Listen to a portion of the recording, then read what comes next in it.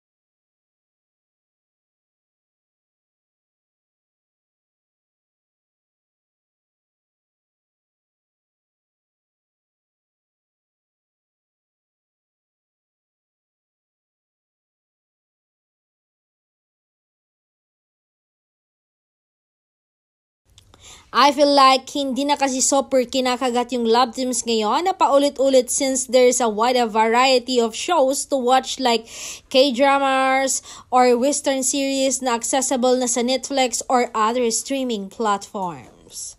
Ang naisip ko kaagad bagong teen show, I keep forgetting he's already 27. Ay naman sa isa, sana makita natin ang improvement niya, lalo sa acting. His CBML and Red Flag performance were promising na wishing na through more workshop, mas lalo natin makita potential niya. Proud of Don Ren na apart from their works together, nakakaya rin nila na mag-work solo.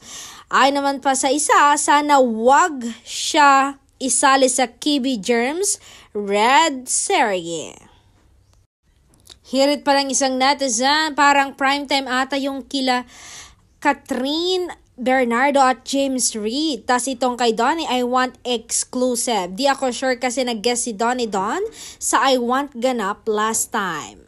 Ay naman kay Television Note 337, this exclusively for I Want. Sana mag-documentary siya. Ay naman kay Odd Cardiologist, iba naman sana, wa-epek yung acting niya. Nepo baby yung dating, haha.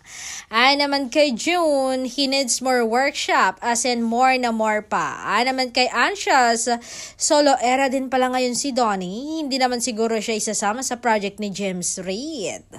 Naman kay OK District 2316, mukhang di naman yan mag-aaway mga fans ng Don Bell at Cat Cakes pag nangyari yan.